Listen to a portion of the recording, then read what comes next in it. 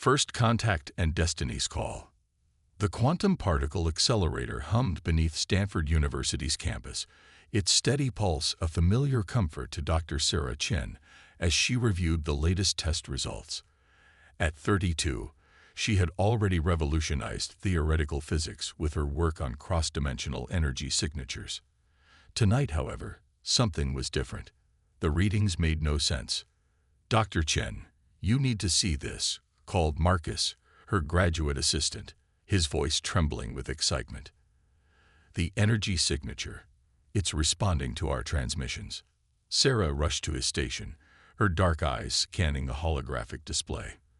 The particle stream they'd been studying for months was exhibiting impossible behavior, forming complex patterns that couldn't be random.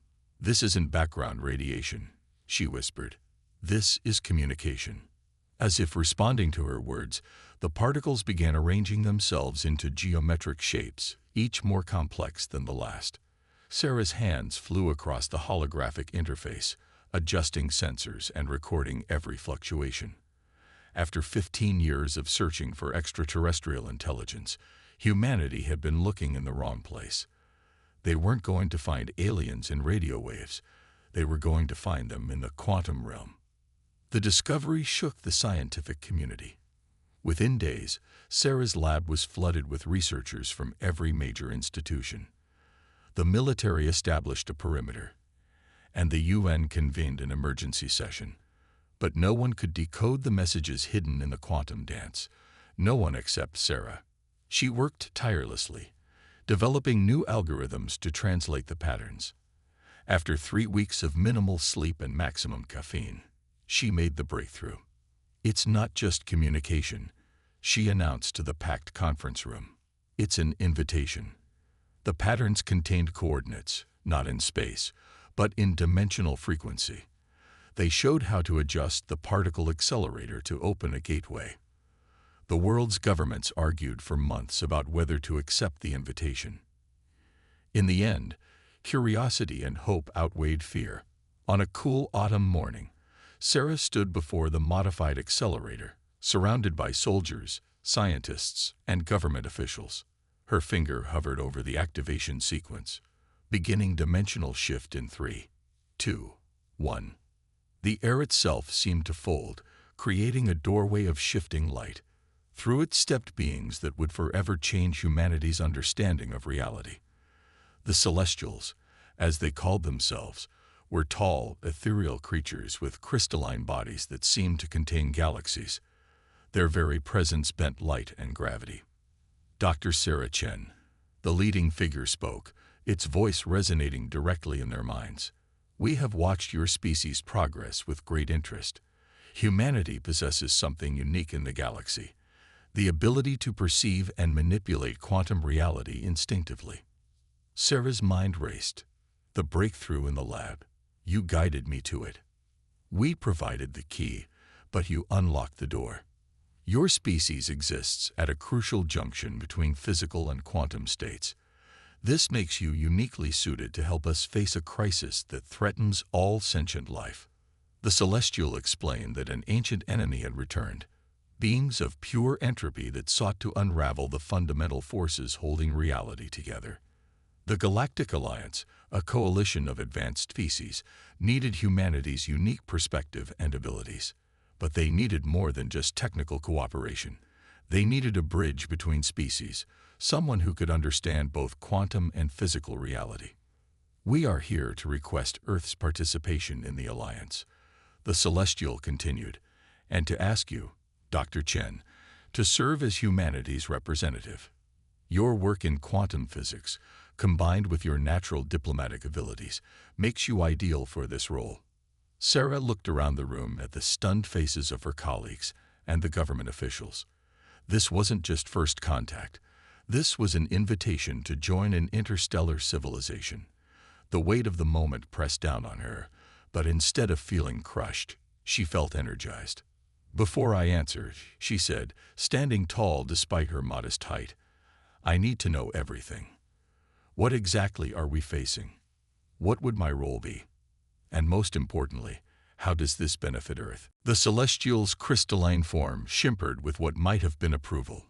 A wise response. We offer full access to our technological and scientific knowledge. Earth will have a voice in the Alliance, and humanity will help shape the future of galactic civilization. As for your role, the being projected a series of complex quantum equations into the air. You will help us bridge the gap between traditional space-time and quantum reality. Our enemy operates in both realms, but only humans can naturally perceive and act in both. Over the next several hours, Sarah learned of an impending crisis that made Earth's problems seem small in comparison.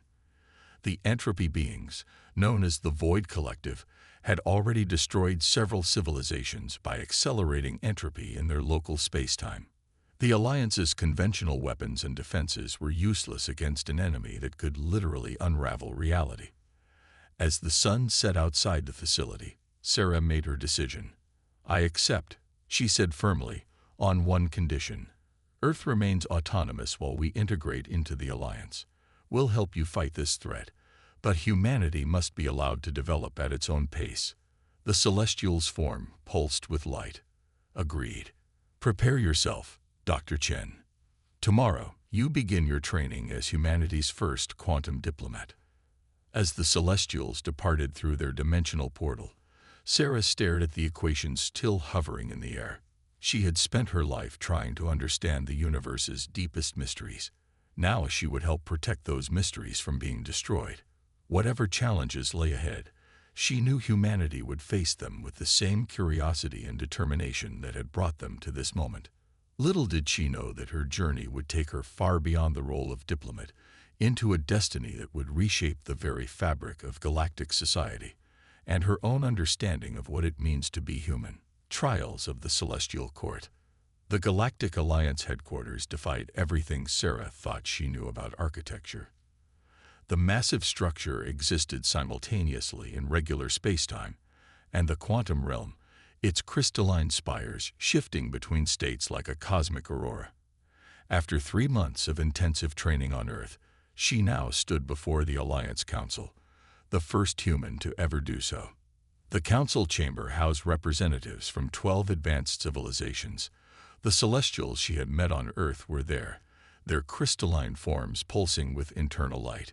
Beside them sat the Meridians, beings of pure energy contained within elaborate mechanical suits. The Orcs, with their 4-dimensional biology that let them perceive time as a physical dimension, occupied a shifting space that hurt Sarah's eyes to look at directly. Dr. Sarah Chen of Earth announced High Counselor Zixtal, a Meridian whose energy form sparkled with intense blue light. You stand before us as humanity's representative. However, some members of this council question whether your species is ready for such responsibility. Sarah straightened her back, grateful for the quantum translation matrix embedded in her cerebral cortex that allowed her to understand and communicate with all Alliance species. With respect, High Counselor, readiness is not determined by technological advancement alone, but by the ability to adapt and innovate. A harsh laugh echoed through the chamber. Counselor Vorkath of the Hegemony, a species that had mastered dark matter manipulation, rose from his seat. His black armor absorbed light like a miniature black hole. Pretty words from a primitive species that only recently discovered faster than light travel, and only with our help. Before Sarah could respond, another voice cut through the tension. Yet they achieved in months what took most species years. The speaker was Kthor Vasari, the Alliance's chief diplomatic coordinator. His species, the Lumini, possessed bodies composed of crystalline structures similar to the Celestials, but more humanoid in form. His presence radiated both power and grace. They may lack our technological advancement, Thor continued, but humans possess something equally valuable, the ability to think beyond conventional paradigms. Dr. Chen's work on quantum consciousness proves this. Sarah felt a surge of gratitude toward Kithor. Over the past week, he had been helping her navigate Alliance politics, showing her which factions to trust and which to watch carefully. There was something about him that put her at ease, despite his alien nature. Vorkath wasn't finished. Then let us test this human innovation. I propose the trials of ascension. If Dr. Chen passes, humanity gains full alliance membership. If she fails, Earth remains a protectorate with no voting rights. Murmurs filled the chamber. The trials of ascension were traditionally reserved for species seeking full alliance membership, not individual representatives. They were notoriously difficult. The last species to attempt them had failed spectacularly, leading to their eventual decline. Cthor's crystalline form flickered with concern. The trials were designed for species with centuries of interstellar experience. To demand them off. I accept, Sarah interrupted, her voice clear and confident despite her racing heart. The chamber fell silent. Even Vorkath seemed surprised by her quick acceptance. Thor moved to her side, his voice low. Sarah, the trials are extremely dangerous. No single individual has ever completed them alone. She turned to face him, noting how the light played through his crystalline features. Then I won't be alone. I'll need an advisor, someone who understands alliance protocols. Their eyes met, her brown human ones and his luminescent crystal ones. Will you help me? The next few weeks were a blur of preparation. The trials would test not just Sarah's physical and mental capabilities, but her ability to understand and work with advanced alien concepts. Thor proved an invaluable teacher, working with her late into the night cycle. The key to passing the quantum navigation trial, he explained one evening, his form glowing softly in the dim light of the training chamber, is to stop thinking of space-time as separate from quantum reality. They're the same thing, just viewed from different perspectives. Sarah nodded, manipulating the holographic controls. Like wave-particle duality in quantum mechanics, the same phenomenon can appear differently depending on how you observe it. She adjusted the quantum field, successfully merging two seemingly incompatible space-time coordinates. Thor's form brightened with approval. Exactly. Most species take decades to grasp this concept, yet you understand it intuitively. He moved closer, his energy field harmonizing with her quantum matrix in a way that sent pleasant tingles down her spine. You continue to surprise me, Sarah Chen. But not everyone was impressed with her progress. Vorkath and his supporters watched her training sessions, looking for any sign of weakness. Strange accidents began occurring. Training systems would malfunction. Quantum fields would destabilize unexpectedly. If Cthor hadn't been there to help her several times, she might have been seriously injured. They're trying to force you to quit, Thor said after a particularly close call with a collapsed quantum bubble. The hegemony fears human potential. They've seen how quickly your species adapts to new technologies. Sarah wiped sweat from her forehead, her training suit's cooling systems working overtime. They should be more worried about what happens if they push us too far. Humanity's greatest innovations often come from facing impossible challenges. As the date of the first trial approached, Sarah found herself spending more time with Cthor outside of training. They would walk through the Alliance's quantum gardens, where plants existed in multiple states simultaneously, their flowers blooming across different dimensions. Your species sees the universe so differently, Cthor remarked during one such walk. Where we see rigid laws and established patterns, you see possibilities and connections we never imagined. Sarah smiled, watching a flower shift through quantum states. Maybe that's humanity's real gift to the Alliance, not our quantum perception, but our ability to dream beyond what seems possible. The evening before the trials were to begin, Thor found Sarah in the observation dome, watching the dance of nearby galaxies. The council is assembling, he said softly. It's time. Sarah took a deep breath, squaring her shoulders. Whatever happens tomorrow, thank you for believing in me, in humanity. Thor's crystalline hand touched her shoulder, sending warmth through her quantum matrix. You've already proven more than you know, Sarah Chen. Tomorrow, you'll show the Alliance why humanity deserves its place among the stars. As they walked toward the council chamber, Sarah felt the weight of two civilizations on her shoulders, her own emerging human society and the ancient alliance that sought to test it. Tomorrow would determine not just her fate, but Earth's role in the greater galactic community. She was ready to show them all what humanity could do. The Shadow War begins. The first sign of trouble came during Sarah's final trial. She stood in the quantum simulation chamber, successfully merging conflicting realities, when her sensors detected an anomaly. Through the quantum matrix, she perceived something impossible, a tear in the fabric of reality itself. Emergency shutdown. She shouted, but it was too late. The tear expanded, consuming the simulation field and spreading toward the Alliance headquarters power core. Warning sirens blared throughout the station. Multiple breaches detected, announced the AI system. Unknown entities emerging from quantum space. Sarah sprinted toward the control center, Cathor at her side. The corridors were chaos as Alliance personnel from a dozen species rushed to battle stations. They reached the command center just as High Counselor Zixtal was organizing the defense. "Report," the Meridian demanded, his energy form crackling with tension. "The attacks are synchronized," Thor reported, interfacing with the quantum networks. 17 critical Alliance facilities under simultaneous assault. This is no accident. Sarah studied the quantum readings, her enhanced perception spotting patterns others missed. These tears, they're not random. Someone's weaponized the quantum realm itself. A hollow laugh echoed through the chamber. Counselor Vorkath emerged from the shadows, his dark matter armor seeming to drink in the emergency lights. Very perceptive, human. Too perceptive. Before anyone could react, Vorkath's armor erupted with tendrils of pure darkness, ensnaring several council members. The hegemony has watched for millennia as the Alliance grew weak, accepting lesser species like humans. No more.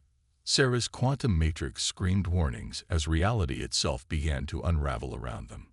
Through her enhanced perception, she saw the truth. The Void Collective hadn't returned. They'd never left. The hegemony had been harboring them, learning to harness their entropy-inducing powers. "Thor, the quantum stabilizers," she shouted, diving toward the control console. Her fingers flew across the holographic interface, implementing theories she'd developed during her training but never tested. Thor understood immediately. His crystalline form resonated with the station's systems, channeling power to Sarah's modifications. "What you're attempting, it's never been done. Humanity's gift, remember." Sarah managed a tight smile. "We see possibilities others miss." She reconfigured the station's quantum field generators, turning them into something new. A quantum loom that could reweave the fabric of space-time itself. As Vorkath's forces pushed forward, reality crumbling in their wake, Sarah's countermeasure took shape. "Impossible," Vorkath snarled as his quantum tears began to seal themselves. "No primitive species cold." "We're not primitive." Sarah cut him off, her voice steady despite the strain of maintaining the quantum loom. "We're different. That's what you really fear." The battle raged across multiple dimensions. While Alliance forces engaged the hegemony's conventional weapons, Sarah and Cathor fought a subtler war in the quantum realm. Their combined abilities, her intuitive understanding of quantum mechanics and his mastery of crystalline technology, proved to be a formidable combination. But the hegemony had prepared well.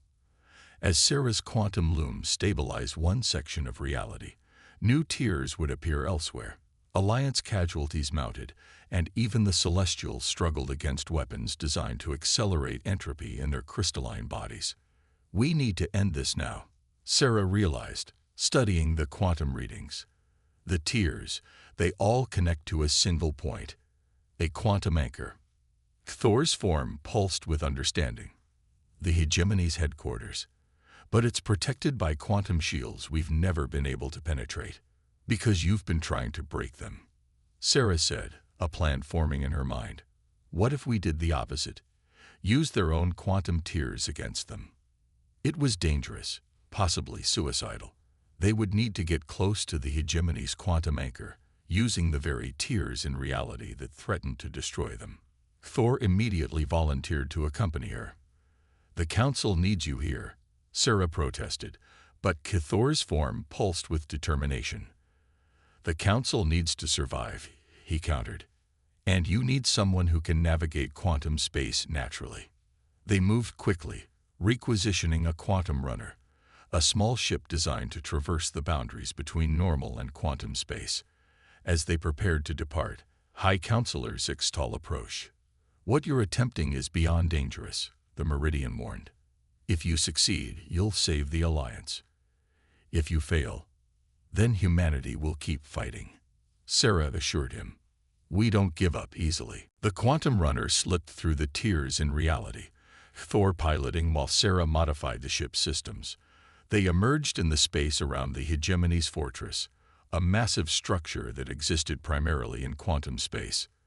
"Their defenses are stronger than we anticipated," Cthor reported, his form dimming with concern. "The quantum shields are adaptive." Sarah studied the readings, remembering her early work on Earth. "Adaptive, but predictable. They're using a quantum algorithm to modify their shields. If we can desynchronize it." She began typing furiously, implementing the same principles she'd used in her particle accelerator experiments. The Hegemony's quantum shields operated on similar principles, just on a much larger scale. "There," she exclaimed as a gap appeared in the fortress's defenses. "We have 4 minutes before their systems compensate." The next few minutes were a blur of action. They'd fought their way through the fortress's quantum corridors, facing Hegemony troops and reality-warping defenses. Sarah's quantum loom protected them from the worst effects, while Cthor's natural abilities kept them moving through the shifting spaces. Finally, they'd reached the central chamber. The quantum anchor, a massive crystalline structure pulsing with dark energy, dominated the space. Vorkath himself stood before it, his armor now fully integrated with Void Collective technology. "You're too late," he gloated. "The anchor is at full power. Reality itself will bow to the Hegemony's will." "Reality," Sarah said, initializing her modified quantum loom, "has other ideas. The battle that followed would be remembered in Alliance history for centuries to come. A human scientist and a Lumini diplomat against one of the most powerful beings in the galaxy." But Vorkath had made one crucial mistake. He'd assumed humanity's quantum abilities were like those of other species, predictable, limited. Sarah proved him wrong. Working in perfect synchronization with Cthor, she turned her quantum loom into a weapon. Instead of fighting the anchor's entropy effect, she amplified it, but only in a carefully controlled sphere around Vorkath himself. The Hegemony leader's own weapons turned against him, his connection to the Void Collective becoming his undoing. As he fell, Sarah and Cthor worked quickly to stabilize the anchor, preventing a quantum cascade that would have torn the sector apart. As Alliance reinforcements arrived to secure the fortress, Sarah leaned against Cthor, exhausted but triumphant. His crystalline form supported her, resonating with warmth. "The Council will have questions," he said softly. Sarah nodded, watching as reality slowly healed itself around them. "Good, because I have answers they need to hear. About humanity's place in the Alliance, and about what we can achieve together." The Shadow War had begun with an attempt to exclude humanity from the galactic community. It would end with proof that humanity's unique perspective was exactly what the Alliance needed to face the challenges ahead. Rising through the ranks. The aftermath of the Hegemony's betrayal transformed the Alliance.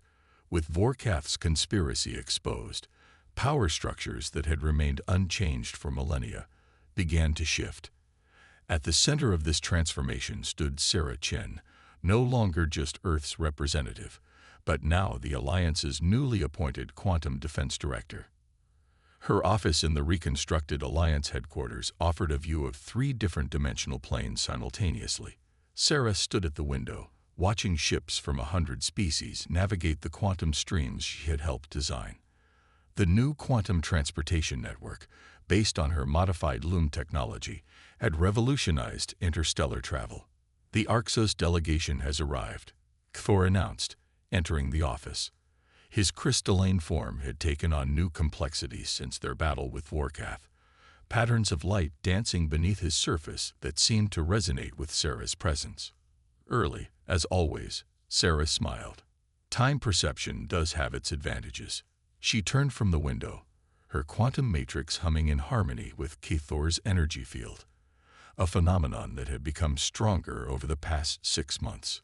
The meeting that followed demonstrated just how much had changed. The Orcs, once among the most conservative alliance members, now eagerly sought human insight into their quantum technology. Sarah's ability to perceive quantum relationships intuitively had proven invaluable in helping other species optimize their own technologies. Your proposal for quantum-enhanced biological integration is unprecedented, the Orcs' representative said, their four-dimensional form rippling with excitement. To merge organic consciousness with quantum systems so seamlessly. Humanity has always excelled at breaking down barriers, Sarah explained, whether between nations, species, or states of reality. She shared a knowing look with Cathor, who had become much more than just an advisor. Their relationship had evolved naturally, despite their physical differences. Thor's crystalline nature and Sarah's quantum-enhanced biology created unique resonances between them, allowing them to share thoughts and emotions on a fundamental level. It was a connection that transcended conventional understanding of intimacy. But not everyone celebrated these changes. A faction of traditionalists, led by surviving members of the Old Council, worried that humanity's influence was growing too quickly. They pointed to the rapid adoption of human-inspired technologies and the increasing number of interspecies relationships as signs of cultural contamination. They fear what they don't understand, Thor said later, as they walked through the quantum gardens they both loved. The plants around them existed in multiple states, their beauty enhanced by quantum uncertainty, just as the hegemony did. Sarah reached out, her fingers brushing against his crystalline surface, sending ripples of resonance between them. Fear of change is universal, but so is the ability to overcome it. Their moment of peace was interrupted by an urgent alert. A research station in the Carina Nebula had gone dark. Early reports suggested quantum anomalies similar to those used by the hegemony. Vorkath's supporters, Sarah concluded, reviewing the data. They're adapting our own quantum loom technology. The response team she assembled reflected the Alliance's new reality. Humans worked alongside Celestials, their complementary abilities creating strategies that would have been impossible months ago. Thor coordinated from the command center, his connection to Sarah allowing real-time adjustments to their quantum defenses. The battle that followed proved that humanity's influence had created something new. The enemy had expected to face traditional Alliance tactics. Instead, they encountered hybrid technology that merged quantum science with human intuition. Sarah's team didn't just defeat them, they'd rewrote the rules of quantum combat. The Old Council would never have approved such innovations, Thor observed after the victory. They would have seen them as too unpredictable, too radical. That's exactly why we needed them, Sarah replied, studying the battle data. The universe doesn't care about our comfort zones. It rewards adaptation. Their success led to even greater changes. Sarah's quantum integration programs were adopted across the Alliance. Species that had remained separate for millennia began finding new ways to collaborate. The boundaries between biological and quantum existence started to blur. Through it all, Sarah and Cathor's relationship deepened. Their resonance grew stronger, creating patterns in quantum space that the Celestials described as a new form of existence, neither purely physical nor purely quantum, but something uniquely balanced between the two. The Council is calling for a formal recognition, Thor said one evening, his form shimmering with nervous energy. They want to acknowledge our bond officially. It would be the first registered interspecies quantum resonance. Sarah felt her quantum matrix pulse in response to his emotions. Are we ready for what that means? The political implications alone. Politics didn't stop us from saving reality. Thor's light patterns formed what Sarah had come to recognize as a smile. Why should it stop us from changing it? Their decision to formalize their bond sparked intense debate throughout the alliance. Traditionalists warned of cultural dissolution, while progressives celebrated it as a symbol of genuine unity. But for Sarah and Cathor, it was simply an acknowledgement of what they had already discovered, that love, like quantum mechanics, transcended conventional boundaries. As Sarah prepared for the ceremony that would officially unite them, she reflected on how far humanity had come. In less than 2 years, they had gone from a single-planet species to a driving force in galactic politics. Their unique perspective had helped prevent the Alliance's destruction and was now reshaping its future. Having second thoughts, Thor asked, sensing her contemplative mood through their resonance. Sarah turned to face him, watching the complex patterns of light that made up his being. Just the opposite. I'm thinking about all the possibilities ahead of us, about what we can accomplish together. Together, Cathor agreed, his form harmonizing with her quantum field. As it should be, the ceremony would mark more than their personal union. It would symbolize a new era for the Alliance, one where differences were seen not as barriers to be overcome, but as strengths to be celebrated. Humanity had found its place among the stars, not by becoming like other species, but by remaining uniquely themselves. The new era, 10 years after humanity's first contact with the Alliance, the galaxy had transformed in ways few could have predicted. The quantum integration protocols developed by Sarah Chen had created a civilization that existed simultaneously in physical and quantum space, where biological and crystalline beings could share consciousness across dimensional barriers. The Alliance Council Chamber, once a place of rigid hierarchies, now hummed with the combined resonance of 100 species working in true harmony. Sarah stood at its center, her quantum-enhanced form a bridge between human and alien, physical and ethereal. Beside her, Thor's crystalline structure pulsed in sync with her own energy patterns, their bond a living symbol of what the Alliance had become. The Void Collective has returned, Sarah announced to the assembled representatives. But this time, they're not coming as enemies. A murmur rippled through the quantum field that connected all present. The same beings that had once threatened to unravel reality now sought dialogue. It was perhaps the ultimate vindication of humanity's approach to galactic diplomacy. They've watched our progress, Cathor added, his voice resonating through multiple dimensions. Our ability to merge quantum and physical states has shown them another path. They see now that entropy can be balanced, not just accelerated or resisted. Sarah remembers the moment of first contact with the Void Collective's new leadership. Unlike their previous encounters, she could now perceive their true nature, not destroyers, but beings seeking equilibrium in a universe they found overwhelmingly chaotic. Human consciousness, with its natural ability to reconcile quantum uncertainty with classical reality, had shown them a way forward. We propose a joint initiative, Sarah continued, projecting a complex quantum simulation into the shared consciousness of the Council. A cooperative effort to stabilize regions of spacetime, previously thought lost to entropy.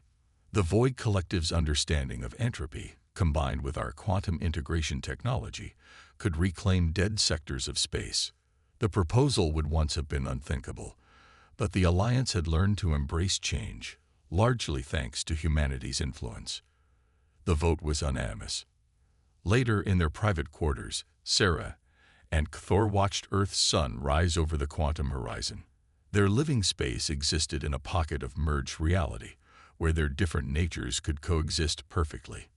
The walls shifted between crystalline lattices and organic patterns, reflecting their united consciousness. Remember when you first arrived at the Alliance? Thor's form sparkled with amusement.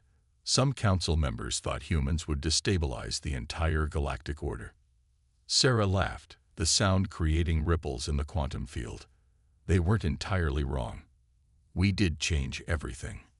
For the better, Cathor added, his energy field intertwining with hers. Their bond had become a template for new forms of connection across the Alliance. Dozens of other interspecies partnerships had followed, each finding their own way to bridge the gaps between their natures. Their moment of reflection was interrupted by a priority alert from Earth. The Quantum Engineering Academy they had established was reporting a breakthrough. A young human student had discovered a way to create stable quantum consciousness transfers, potentially allowing organic beings to experience life as energy beings, and vice versa. Another boundary about to fall, Sarah mused, studying the data. Humanity keeps pushing forward, doesn't it? It's what drew me to you, Thor responded, his form shifting closer. Your species never stops dreaming of what's possible. The next day, they would present this discovery to the Alliance Council. There would be debates, concerns, and eventually, acceptance. It was a pattern they had seen repeatedly. Humanity pushing the boundaries, the Alliance adapting, and the galaxy becoming richer for it. But for now, they simply existed together in their shared space, their consciousness merging in ways that would have seemed impossible a decade ago. Through their bond, Sarah could experience Thor's crystalline perception of reality, while he could feel the unique way human consciousness danced between certainty and possibility. The Void Collective representatives arrived tomorrow, Sarah noted, her thoughts turning to the work ahead. Ready to help remake the galaxy. Thor's response came not in words, but in pulses of pure feeling. Confidence, excitement, love.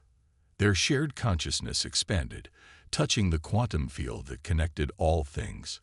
Through it, they could sense the vast web of relationships and possibilities they had helped create.